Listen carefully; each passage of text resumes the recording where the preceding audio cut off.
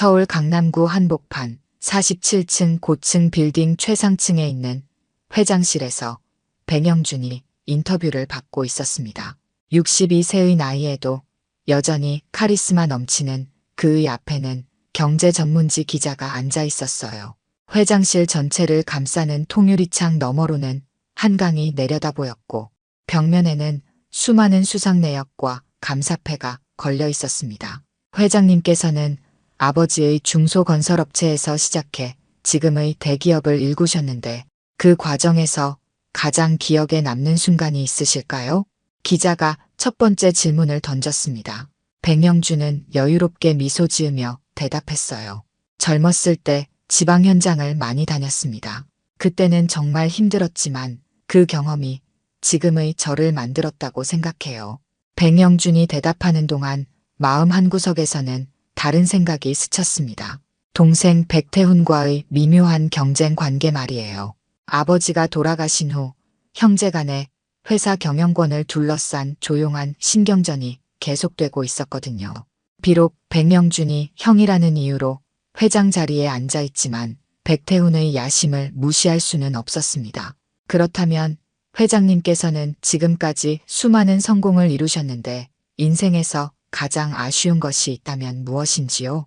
기자의 질문에 백영준은 잠시 멈췄습니다. 평소 어떤 질문에도 막힘없이 대답하던 그였는데 이번만큼은 달랐어요. 손가락으로 책상을 톡톡 두드리며 한참을 생각했죠. 창밖으로 시선을 돌린 백영준의 눈빛이 순간 흐려졌습니다. 아쉬운 것이라. 백영준은 중얼거렸지만 결국 명확한 답을 내놓지 못했습니다. 마음속 깊은 곳에서는 답이 떠올랐지만 그것을 말로 표현하기에는 너무 무거웠거든요. 기자는 다른 질문으로 넘어갔지만 회장의 마음속에는 무언가 묵직한 것이 자리 잡았어요. 한편 서울 외곽 성남시의 한 골목길에서는 전혀 다른 풍경이 펼쳐지고 있었습니다. 만복순댓국이라는 소박한 간판이 걸린 작은 식당에서 정혜숙과 딸 백수진이 바쁘게 움직이고 있었어요. 식당 안은 김이 모락모락 피어오르고 순댓국 특유의 구수한 냄새가 가득했습니다. 어서 오세요. 몇 분이세요?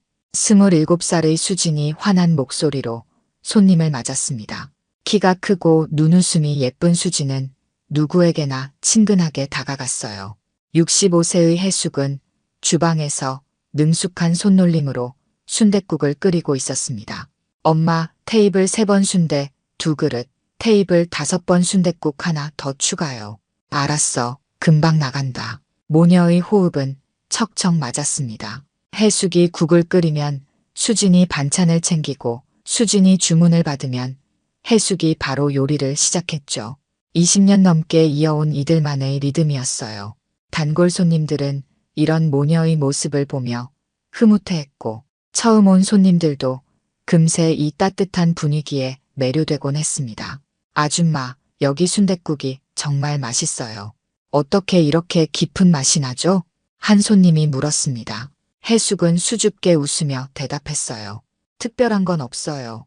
그냥 정성껏 끓이는 거죠. 새벽 5시부터 육수를 우리거든요. 점심시간이 끝나고 손님들이 빠져나간 후 수진이 테이블을 닦으며 말했습니다. 엄마, 오늘도 완판이네요. 요즘 단골 손님들이 정말 많아졌어요. 저희 순댓국이 입소문 타고 있는 것 같아요. 해숙은 미소를 지으며 고개를 끄덕였어요. 하지만 그 미소 뒤에는 깊은 아픔이 숨어 있었습니다. 딸에게는 절대 보여주지 않으려 했지만 가끔 혼자 있을 때면 먼 곳을 바라보며 한숨을 쉬곤 했거든요. 특히 수진이 아빠가 있었다면이라는 말을 할 때면 가슴 한구석이 찢어지는 듯 했습니다. 수진아, 너 정말 고생 많다.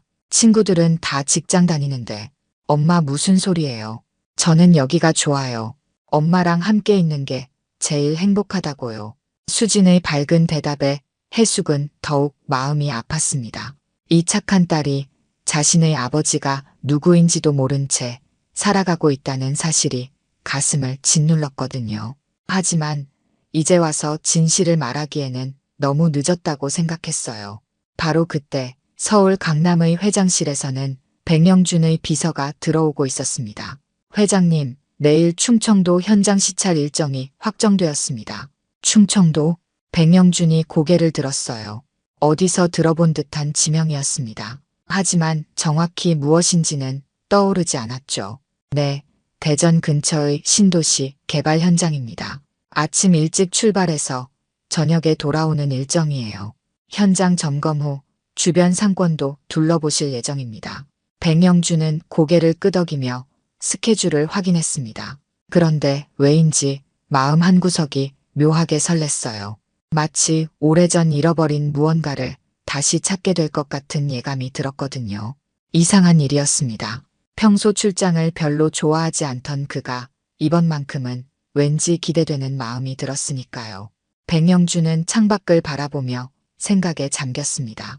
젊었을 때의 기억들이 어렴풋이 떠올랐어요. 그때는 정말 열정적으로 살았었는데 언제부터인가 그런 감정들이 사라져버렸거든요. 성공은 했지만 무언가 중요한 것을 잃어버린 기분이었습니다. 한편 순댓국집에서는 해숙이 혼자 설거지를 하고 있었어요.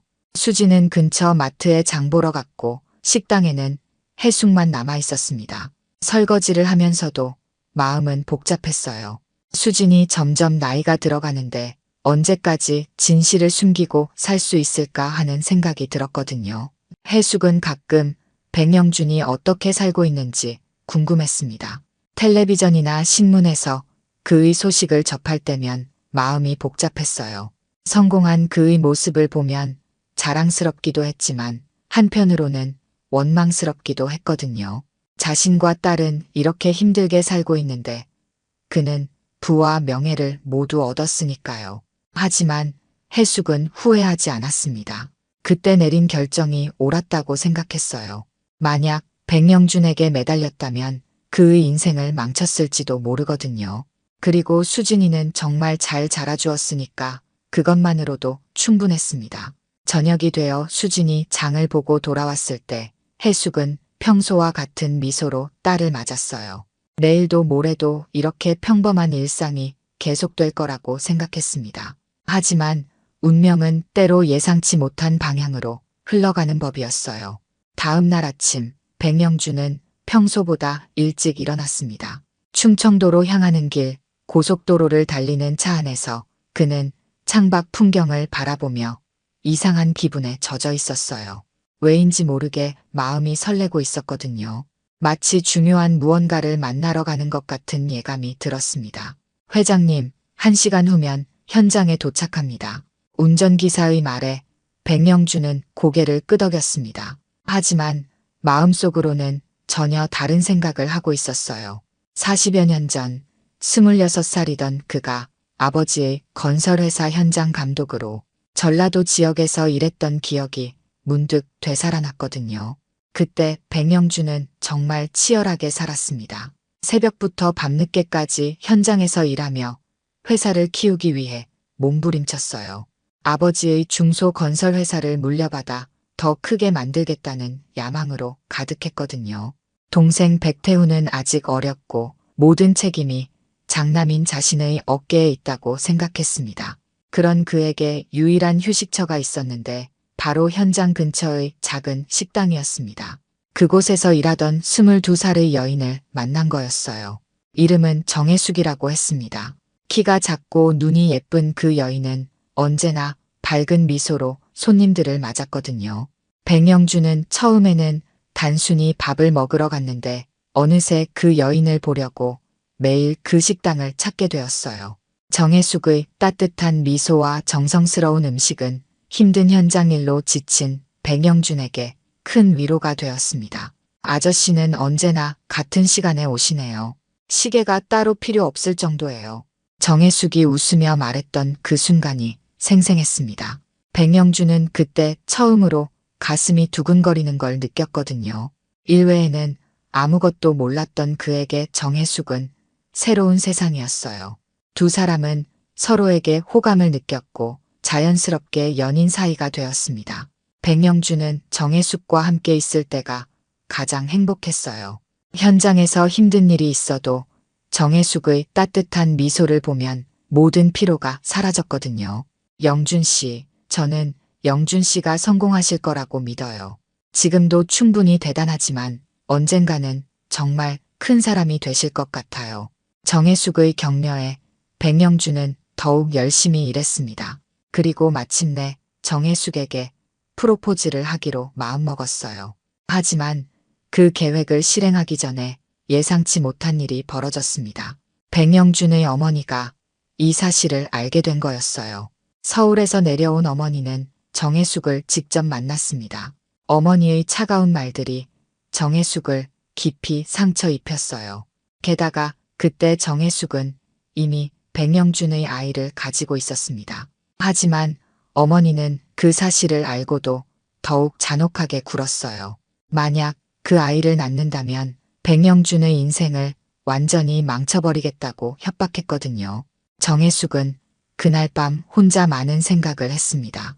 정말로 백영준을 사랑한다면 그의 앞길을 막아서는 안 된다는 생각이 들었어요.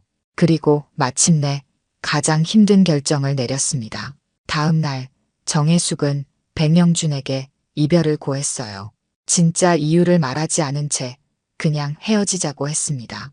백영준은 당황했지만 정혜숙은 끝까지 진실을 숨겼어요. 며칠 후 정혜숙은 흔적도 없이 사라졌습니다. 식당에서도 그만두고 살던 곳에서도 이사를 갔거든요.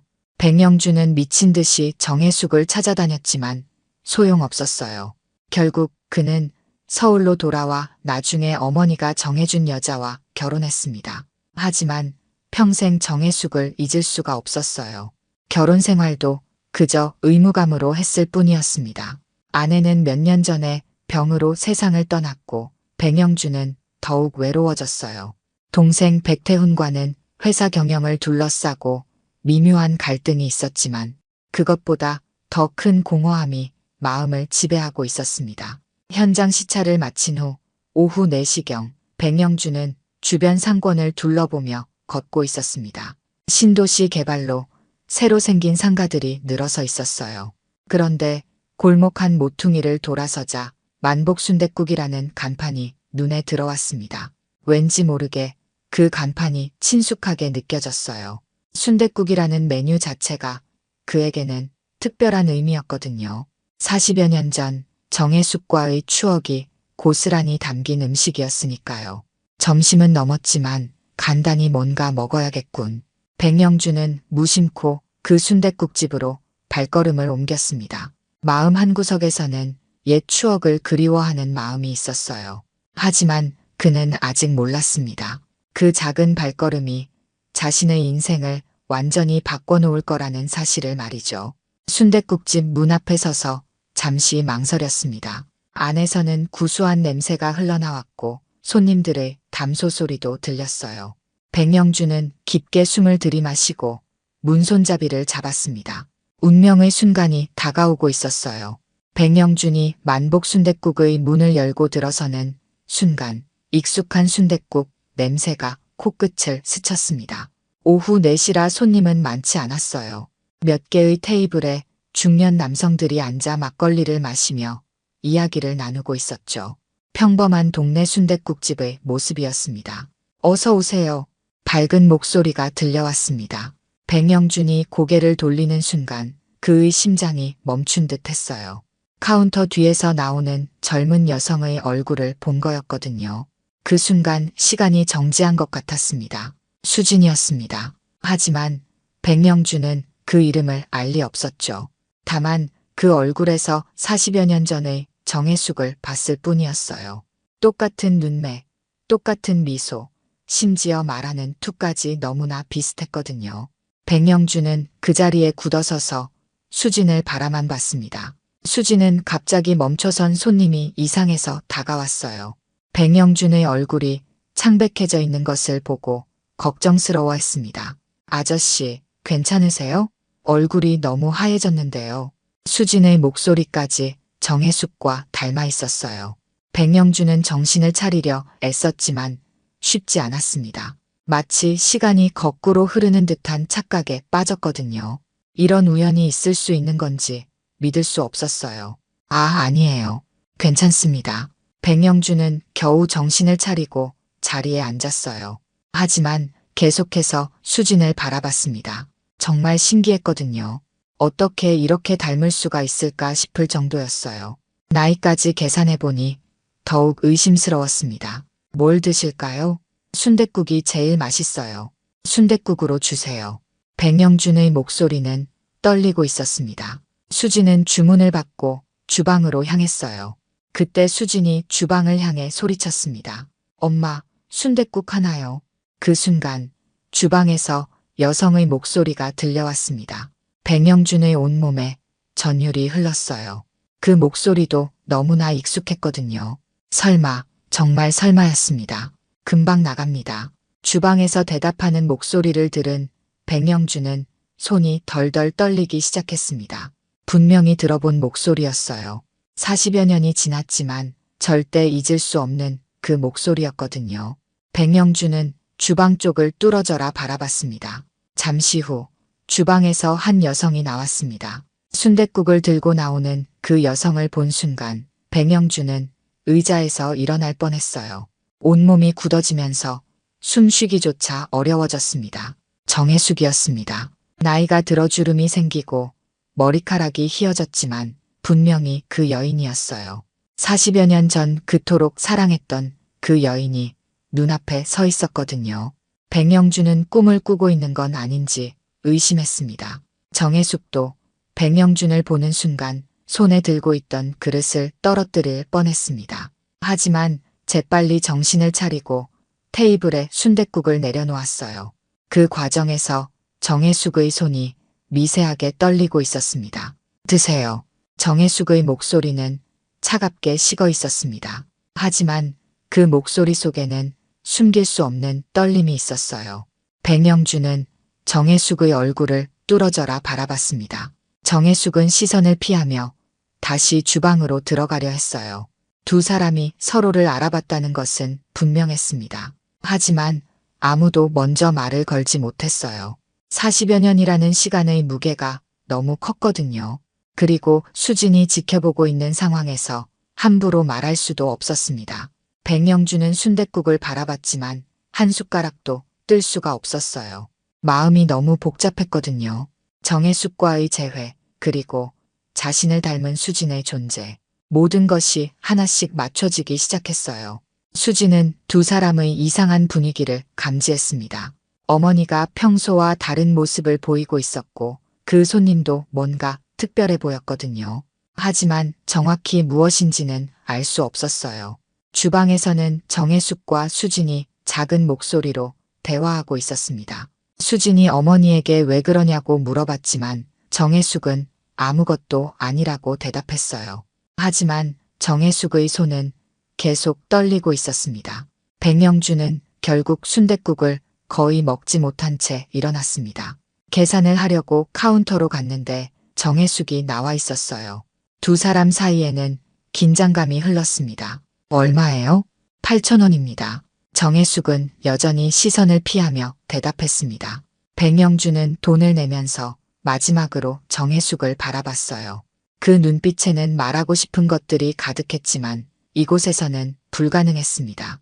백영준이 식당을 나서면서 마지막으로 뒤를 돌아봤을 때 정혜숙이 창문 너머로 자신을 바라보고 있는 것을 봤습니다. 그 눈빛에는 그리움과 원망이 동시에 담겨 있었어요. 식당을 나선 백영준은 한참 동안 그 자리에 서 있었습니다. 40여 년 만에 다시 만난 첫사랑, 그리고 자신의 딸일지도 모르는 그 아이. 모든 것이 꿈 같았거든요. 하지만 이것은 꿈이 아니었습니다. 현실이었어요. 백영준은 이제 확신했습니다. 수진이 자신과 정혜숙의 딸이라는 것을. 나이도 맞고 외모도 자신을 닮았으니까요. 그렇다면 이제 어떻게 해야 할까요? 이대로 모른 척하고 지나갈 수는 없었습니다. 한편 식당 안에서는 정혜숙이 충격에서 헤어나지 못하고 있었어요. 백영준을 다시 만날 거라고는 상상도 못했거든요. 게다가 수진이 보는 앞에서 이런 일이 벌어지다니 어떻게 대처해야 할지 몰랐습니다. 백영준은 순댓국집을 나온 후에도 주변을 맴돌았습니다. 마음을 정리할 수가 없었어요. 40여 년 만에 만난 정혜숙, 그리고 자신을 닮은 듯한 수진의 얼굴이 계속 떠올랐거든요. 결국 그는 근처 카페에 앉아 시간을 보내기로 했습니다. 백영준의 머릿속은 복잡했어요. 수진이 정말 자신의 딸이 맞는지 확신하고 싶었지만 한편으로는 두렵기도 했습니다. 만약 정말 그렇다면 지금까지 자신이 놓친 것들이 너무 많았거든요. 딸의 어린 시절, 성장 과정, 그 모든 소중한 순간들을 놓쳤다는 생각에 가슴이 아팠어요. 저녁 6시가 넘어서자 순댓국집에 불이 하나둘 꺼지기 시작했습니다. 백영준은 멀리서 그 모습을 지켜보고 있었어요. 그리고 마침내 정혜숙이 혼자 나오는 것을 봤습니다. 수지는 먼저 집에 들어간 모양이었어요. 백영준은 망설였지만 결국 정혜숙에게 다가갔습니다. 정혜숙은 그의 발걸음 소리를 듣고 뒤돌아봤어요. 예상했다는 듯한 표정이었습니다. 40여 년이 흘렀지만 백영준의 성격을 여전히 기억하고 있었거든요. 백영준이 정혜숙 앞에 섰을 때 둘 사이에는 깊은 침묵이 흘렀어요. 40여 년의 시간이 만들어낸 거리감이 느껴졌습니다. 정혜숙의 얼굴에는 복잡한 감정이 교차하고 있었어요. 그리움과 원망, 놀라움과 경계심이 동시에 드러나고 있었거든요. 혜숙 씨, 백영준이 조심스럽게 이름을 불렀을 때 정혜숙의 어깨가 작게 떨렸습니다. 그 이름을 이 목소리로 듣는 것이 얼마나 오랜만인지 모르겠다는 표정이었어요. 정혜숙은 고개를 들어 백영준을 바라봤습니다. 그 눈빛에는 말할 수 없이 복잡한 감정이 담겨 있었어요. 두 사람은 말없이 걸었습니다. 순댓국집에서 조금 떨어진 작은 공원에 도착했을 때 정혜숙이 벤치에 앉았어요. 백영준도 조심스럽게 그 옆에 앉았습니다. 가로등 불빛이 두 사람의 얼굴을 희미하게 비추고 있었어요. 정혜숙은 손을 꼭 쥐고 있었습니다. 그 손에는 세월의 흔적이 고스란히 드러나 있었어요. 거친 손톱, 굳은 살이 박인 손바닥, 평생 고생하며 살아온 흔적들이었습니다. 백영준은 그 손을 보며 가슴이 아팠어요. 백영준은 떨리는 목소리로 그때의 일을 꺼냈습니다. 정혜숙이 갑자기 사라졌던 그날 자신이 얼마나 미친 듯이 찾아다녔는지 말했어요. 정혜숙은 고개를 숙이고 있었지만 그의 말을 하나도 놓치지 않고 듣고 있었습니다. 정혜숙이 입을 열었을 때 그 목소리는 쓰라렸습니다. 백영준의 어머니가 찾아왔던 그날의 일을 천천히 이야기하기 시작했어요. 어떤 말들을 들었는지, 얼마나 상처받았는지 담담하게 털어놓았습니다. 백영준은 주먹을 꽉 쥐고 들었어요. 어머니에 대한 분노와 정혜숙에 대한 미안함이 동시에 밀려왔거든요. 그런데 정혜숙의 다음 말에 백영준은 완전히 얼어붙었습니다. 정혜숙이 떠난 이유가 단순히 어머니의 협박 때문만이 아니었다는 거였어요. 정혜숙은 한참을 망설이다가 마침내 진실을 털어놓았습니다. 그때 정혜숙은 임신 중이었어요. 백영준의 아이를 가지고 있었던 거였습니다. 하지만 백영준의 어머니는 그 사실을 알고도 더욱 잔혹하게 굴었어요. 만약 그 아이를 낳는다면 백영준의 인생을 완전히 망쳐버리겠다고 협박했거든요. 정혜숙은 그날 밤 홀로 결정했습니다. 백영준을 진정으로 사랑한다면 그의 앞길을 막아서는 안 된다고 생각했어요. 그리고 아이만큼은 꼭 지켜내겠다고 다짐했습니다. 새벽에 짐을 싸서 어머니와 함께 고향으로 내려갔어요. 백영준은 정혜숙의 이야기를 듣고 말을 잃었습니다. 자신에게 딸이 있다는 사실, 그 딸이 바로 오늘 만난 수진이라는 사실이 천천히 실감났거든요. 온몸이 떨렸어요. 기쁨과 충격, 그리고 죄책감이 복잡하게 얽혔습니다. 정혜숙은 계속해서 그동안의 이야기를 들려줬어요. 혼자 아이를 낳고 기르는 것이 얼마나 힘들었는지, 하지만 수진이 얼마나 착하게 자라주었는지 차근차근 설명했습니다. 그 모든 이야기 속에는 원망이 아닌 체념이 담겨 있었어요. 수진은 정말 착한 아이로 자랐다고 했습니다.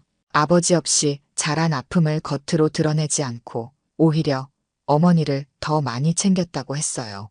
공부도 잘했지만 대학 진학을 포기하고 순댓국집 일을 도왔습니다.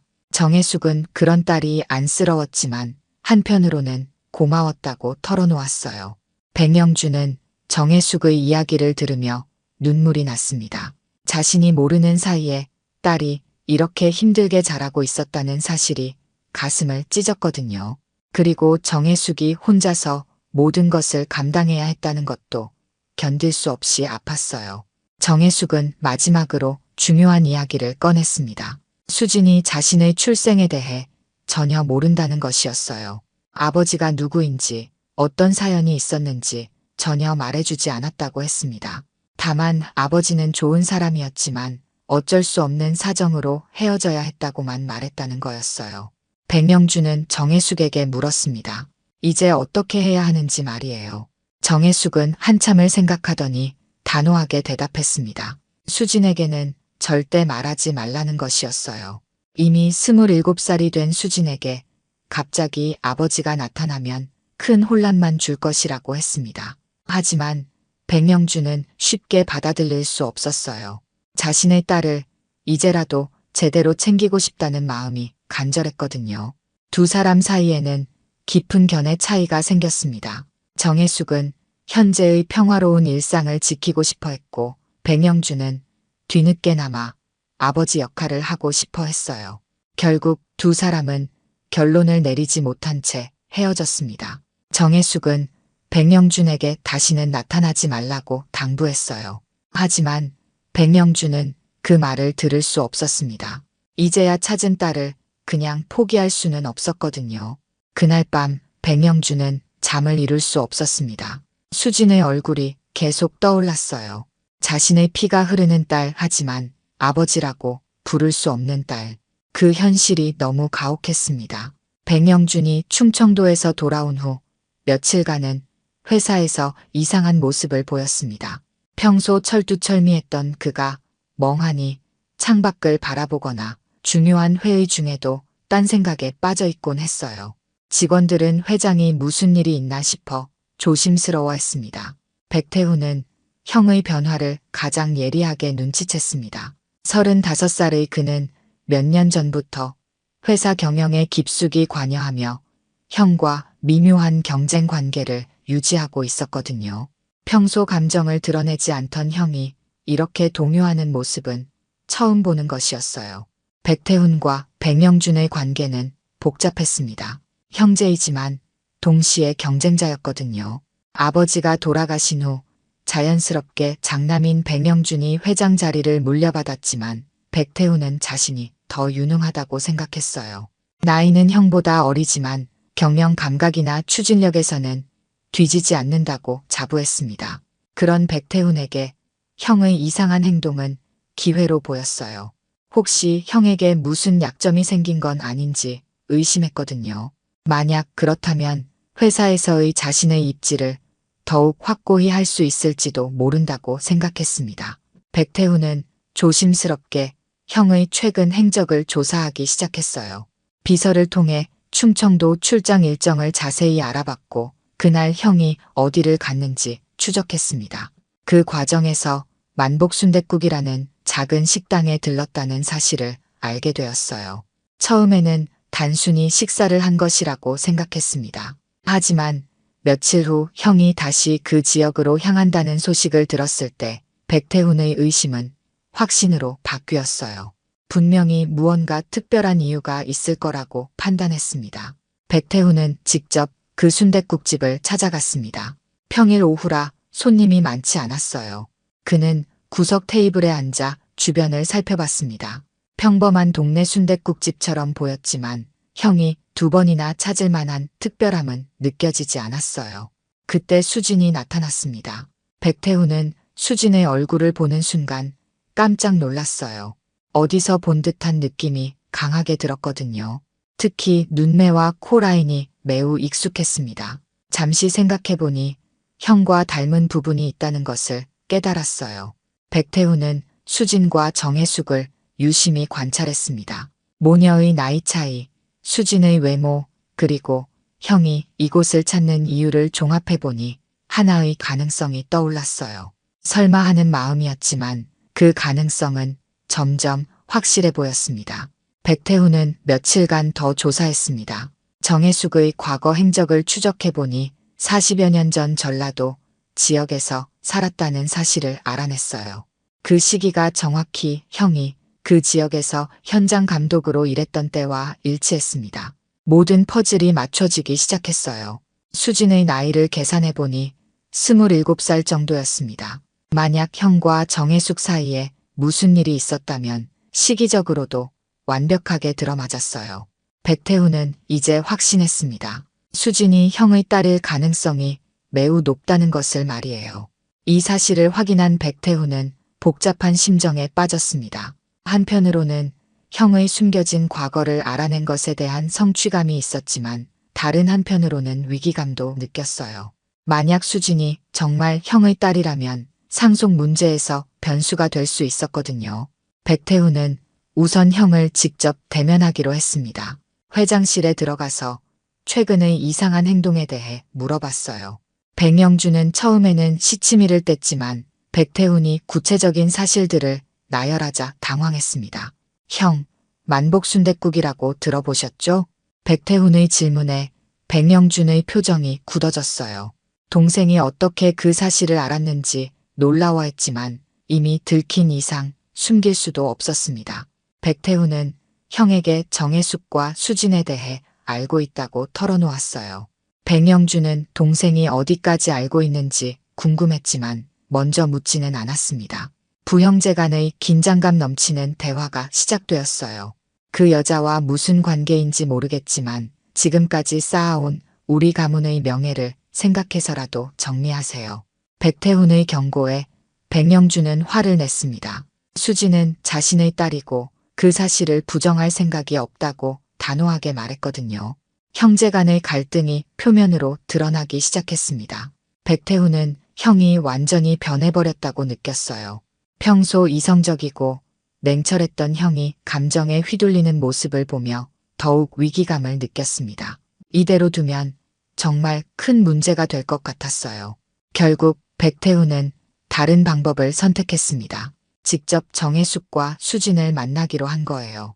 형이 합리적인 판단을 하지 못한다면 자신이 나서서 이 문제를 해결해야 한다고 생각했습니다. 며칠 후 백태훈은 만복순댓국을 다시 찾았습니다. 이번에는 단순한 관찰이 아니라 직접적인 접촉을 위해서였어요. 저녁 시간대라 손님들이 꽤 있었지만 백태훈은 정혜숙이 혼자 있을 때를 기다렸습니다. 기회가 왔을 때 백태훈은 정혜숙에게 접근했어요. 자신이 백영준의 동생이라고 밝히고 형과의 관계에 대해 알고 있다고 말했습니다. 정혜숙은 깜짝 놀랐지만 이미 예상했던 일이라는 듯 침착하게 반응했어요. 백태훈은 정혜숙에게 제안했습니다. 상당한 금액의 돈을 주겠으니 형과의 관계를 완전히 정리하고 다른 곳으로 이사가라는 것이었어요. 수진에게도 절대 진실을 말하지 말라고 요구했습니다. 하지만 정혜숙의 반응은 백태훈의 예상과 달랐어요. 돈으로 해결하려는 그의 태도에 분노했습니다. 마치 40여 년 전 백영준의 어머니를 보는 것 같다고 말하며 똑같은 방식으로 협박하려 한다고 비난했어요. 백태훈은 정혜숙의 거부에 당황했습니다. 돈으로 해결되지 않는다면 다른 방법을 써야 한다고 생각했어요. 그는 더욱 직접적인 위협을 가했습니다. 만약 계속 형을 괴롭힌다면 법적인 조치도 불사하겠다고 경고했거든요. 정혜숙은 백태훈의 위협에도 굴복하지 않았습니다. 오히려 더욱 단호해졌어요. 자신은 백영준에게 아무것도 요구한 적이 없으며 앞으로도 그럴 생각이 없다고 분명히 말했습니다. 백태훈과 정혜숙 사이에 팽팽한 신경전이 계속되는 가운데 수진이 나타났습니다. 수진은 어머니와 낯선 남자가 심각한 대화를 나누는 모습을 보고 의아해했어요. 백태훈은 재빨리 자리를 뜨며 정혜숙에게 다시 연락하겠다고 말했습니다. 수진은 어머니에게 방금 그 남자가 누구였는지 물어봤습니다. 정혜숙은 그냥 잘못 찾아온 사람이라고 대답했지만 수진은 어머니의 표정이 평소와 다르다는 것을 느꼈어요. 최근 며칠간 어머니가 계속 이상했는데 분명히 무슨 일이 있는 것 같았습니다. 백태훈이 다녀간 후 며칠간 순댓국집의 분위기는 무거웠습니다. 정혜숙은 평소보다 말수가 줄었고 수지는 어머니의 변화를 감지하고 있었어요. 무언가 큰 일이 벌어지고 있다는 느낌이 두 모녀를 감싸고 있었습니다. 수지는 걱정스러운 마음으로 어머니에게 물어봤지만 정혜숙은 계속 아무 일 없다고 잡아댔어요.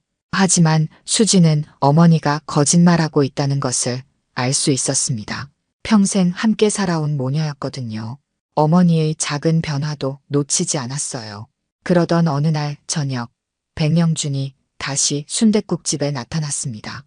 이번에는 이전과 달리 확신에 찬 모습이었어요. 며칠간 고민한 끝에 내린 결론이 있었거든요. 더 이상 숨기거나 피할 수 없다고 판단한 것입니다. 백영준은 정혜숙에게 진지한 눈빛으로 말을 걸었습니다. 수진에게 진실을 말하자고 제안한 거예요.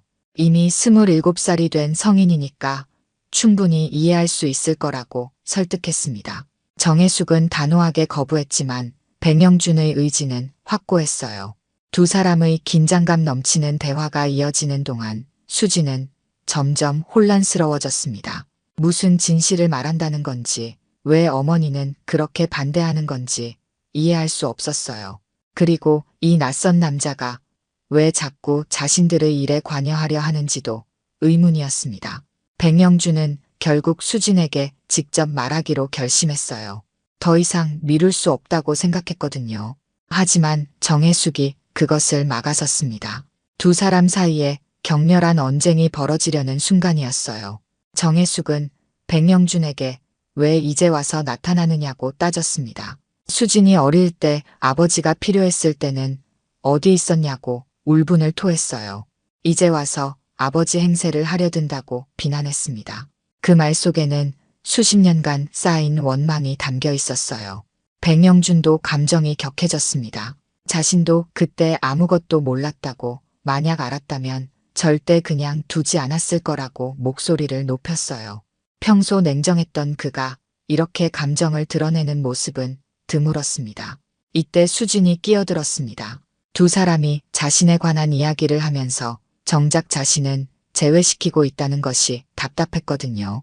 도대체 무슨 일인지 알려달라고 강하게 요구했습니다. 백영준은 잠시 망설였지만 결국 입을 열었어요. 수진아, 내가 너의 아버지야. 그 말과 함께 순댓국집 안이 완전히 조용해졌습니다. 수진은 눈을 크게 뜨고 백영준을 바라봤어요. 믿을 수 없다는 표정이었습니다. 정혜숙은 고개를 떨구며 깊은 한숨을 쉬었어요. 수진은 어머니를 바라보며 간절하게 물었습니다. 정말이냐고, 거짓말이라고 말해달라고 애원했어요. 하지만 정혜숙은 고개를 숙인 채 대답하지 못했습니다. 그 모습을 본 수진은 진실을 깨달았어요. 충격을 받은 수진의 목소리가 점점 커졌습니다. 27년간 아버지 없이 살아왔는데 갑자기 나타나서 아버지라고 하니까 혼란스러웠거든요. 왜 지금까지 숨겼냐고, 왜 혼자 궁금해하며 살게 했냐고 따져 물었습니다. 정혜숙은 눈물을 흘리며 미안하다고 말했지만 수지는 쉽게 받아들일 수 없었어요. 친구들이 아버지 이야기할 때 혼자 빠져 있었던 기억들, 아버지에 대한 그리움을 혼자 사겨야 했던 세월들이 떠올랐거든요. 백영준도 가슴이 아팠습니다. 딸의 상처받은 모습을 보니까 견딜 수 없었거든요. 자신도 몰랐던 일이라고 설명했지만 수지는 그것만으로는 납득하기 어려웠어요. 어머니가 혼자 자신을 키우느라 얼마나 힘들었는지를 생각하면 더욱 화가 났습니다. 이때 백태훈이 순댓국집에 들어왔습니다. 형이 또 이곳에 왔다는 소식을 듣고 급히 온 거였어요. 하지만 들어서자마자 심상치 않은 분위기를 감지했습니다. 수진이 울고 있고 정혜숙도 눈물을 흘리고 있었거든요. 수진은 새로 들어온 남자를 보며 더욱 당황했습니다. 백영준이 자신의 아들이라고 소개하자 수진은 더욱 충격받았어요. 아버지가 있는 것도 놀라운데 형까지 있다니 믿을 수 없었거든요. 백태훈은 상황을 파악하고 형에게 화를 냈습니다. 이런 식으로 말하면 어떻게 하냐고, 더 신중하게 접근했어야 한다고 비난했어요.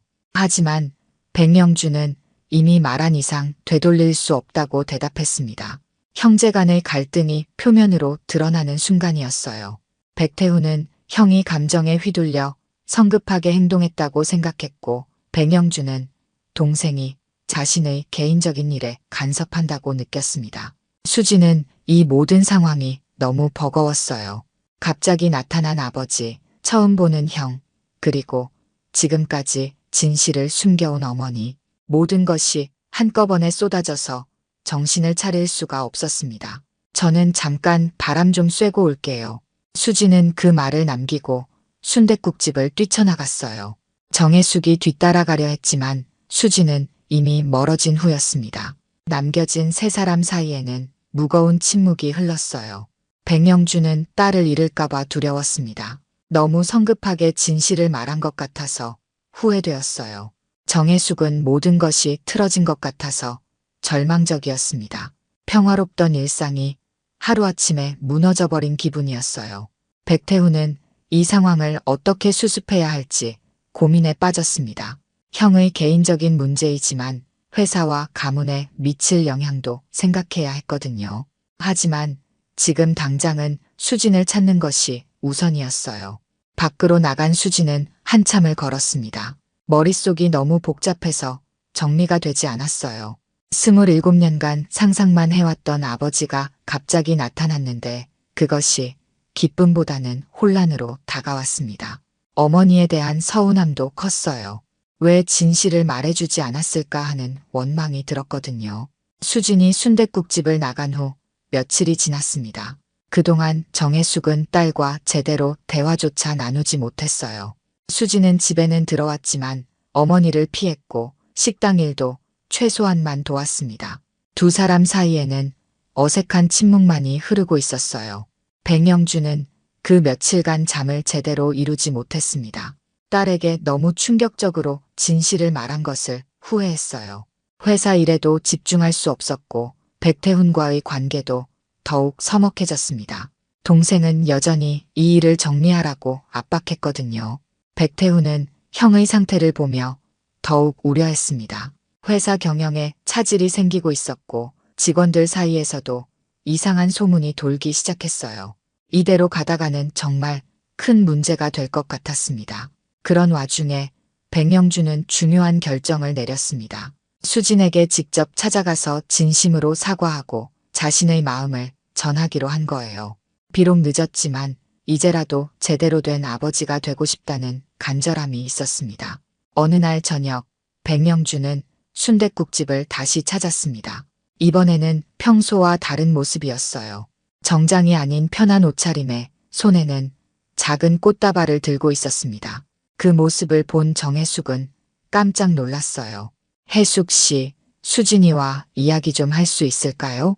백영준의 목소리는 평소보다 한층 낮고 조심스러웠습니다. 정혜숙은 망설였지만 결국 수진을 불렀어요. 수진은 나오기 싫어했지만 어머니의 설득에 마지못해 나왔습니다. 백영준은 수진 앞에서 깊이 고개를 숙였습니다. 그 모습에 수진은 당황했어요. 나이 많은 어른이, 게다가 성공한 사업가가 자신에게 이렇게 고개를 숙이는 것이 어색했거든요.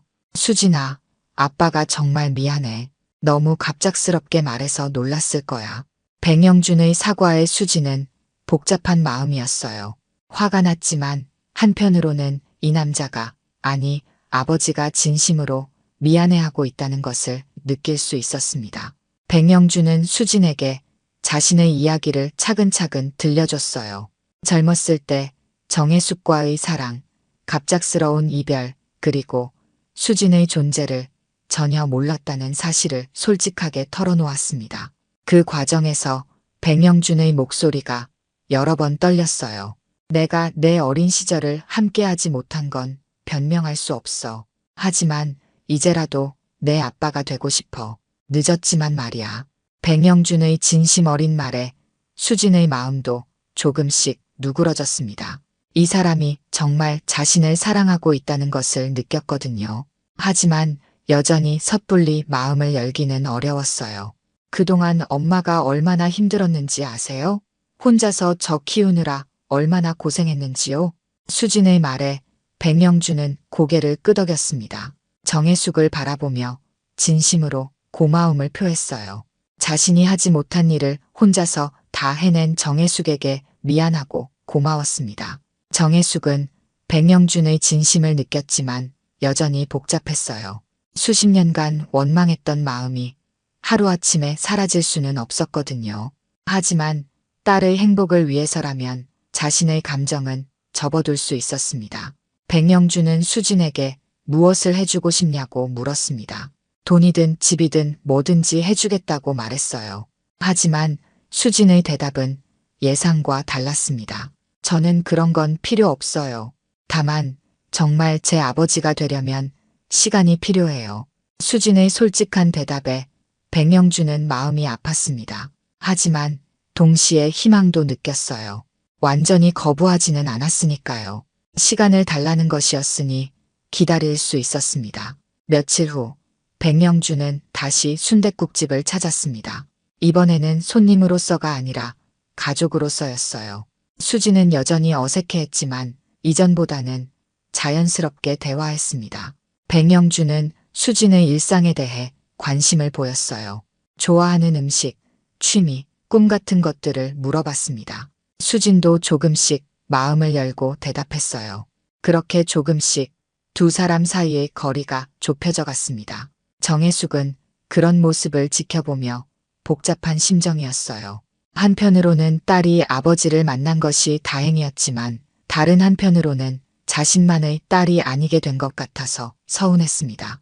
백태훈은 형의 변화를 지켜보고 있었습니다. 처음에는 반대했지만 형이 진심으로 가족을 찾은 것 같아서 조금씩 마음이 바뀌었어요. 그리고 수진을 직접 만나본 후에는 생각이 더욱 바뀌었습니다. 어느 날 백태훈이 순댓국집을 찾았습니다. 이번에는 위협하러 온 것이 아니라 사과하러 온 거였어요. 수진에게 처음 만났을 때의 무례함을 사과했습니다. 처음에는 오해가 있었어요. 하지만 이제는 당신이 정말 우리 가족이라는 걸 인정해요. 백태훈의 사과에 수진은 놀랐습니다. 처음 만났을 때의 차가운 모습과는 완전히 달랐거든요. 이런 변화를 보며 수진도 조금씩 마음을 열기 시작했어요. 시간이 흐르면서 네 사람 사이의 관계는 조금씩 자연스러워졌습니다. 백영주는 일주일에 두세 번씩 순댓국집을 찾았고 수진도 점차 아버지라는 존재에 익숙해져 갔어요. 어느 날 수진이 처음으로 백영준을 아빠라고 불렀습니다. 그 순간 백영준은 눈물을 참을 수 없었어요. 평생 듣고 싶었던 그 한마디였거든요. 정혜숙도 그 모습을 보며 눈물을 흘렸습니다. 아빠, 정말 저희를 버리지 않을 거죠? 수진의 불안한 질문에 백영준은 단호하게 대답했습니다. 절대 그런 일은 없어. 아빠가 평생 너희를 지킬게. 그 약속은 진심이었습니다. 백영준은 이제야 진정한 가족을 찾은 기분이었어요.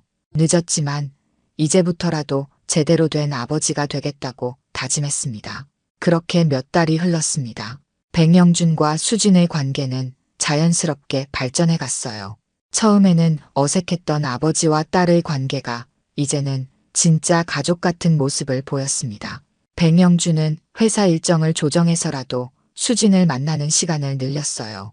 어느 날 백영준이 수진에게 중요한 제안을 했습니다. 회사에서 일해보지 않겠냐는 것이었어요.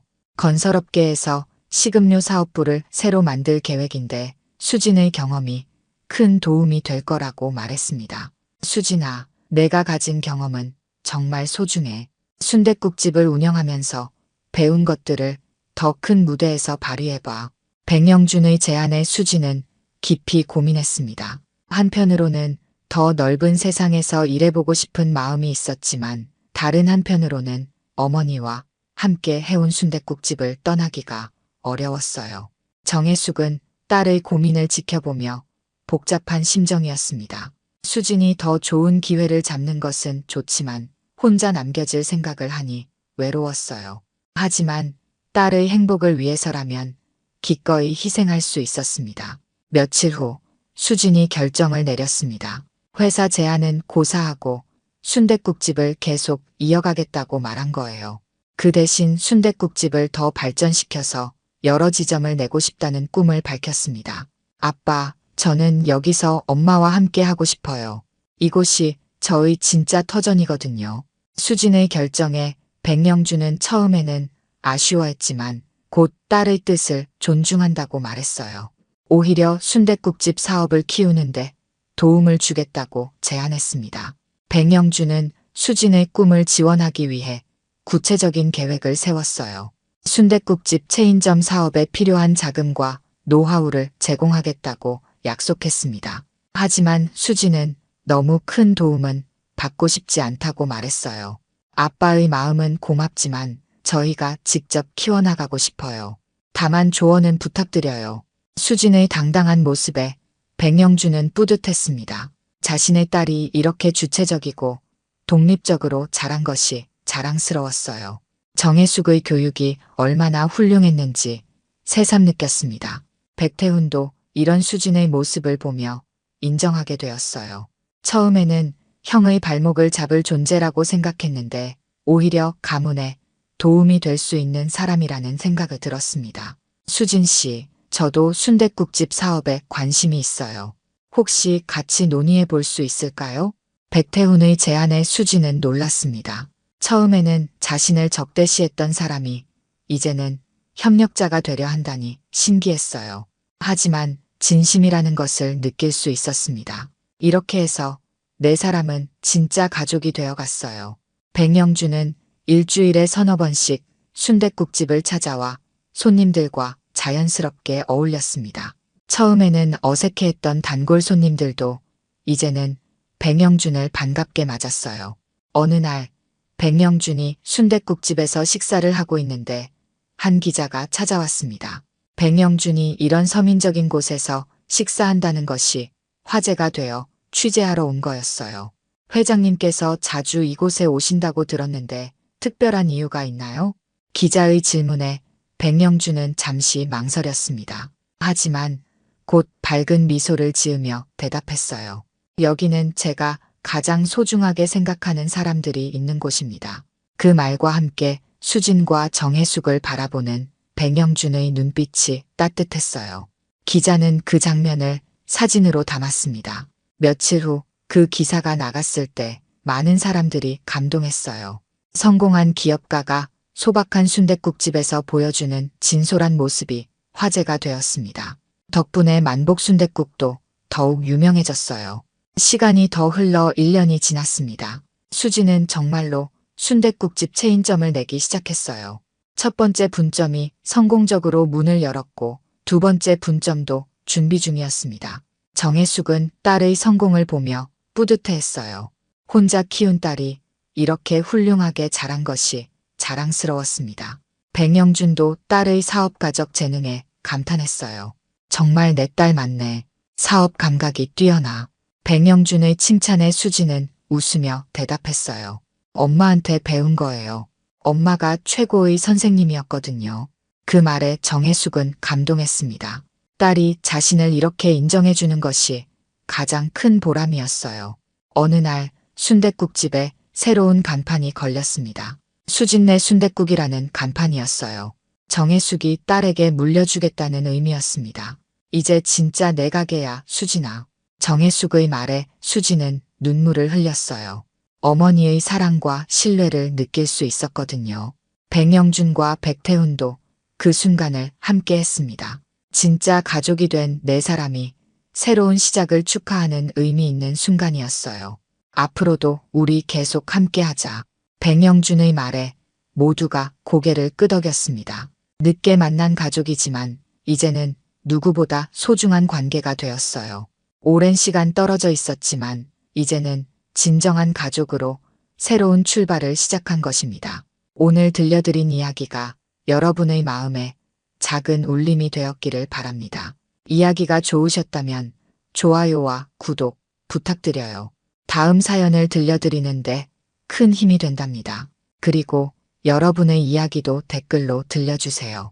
다음 이야기 때 또 뵙겠습니다.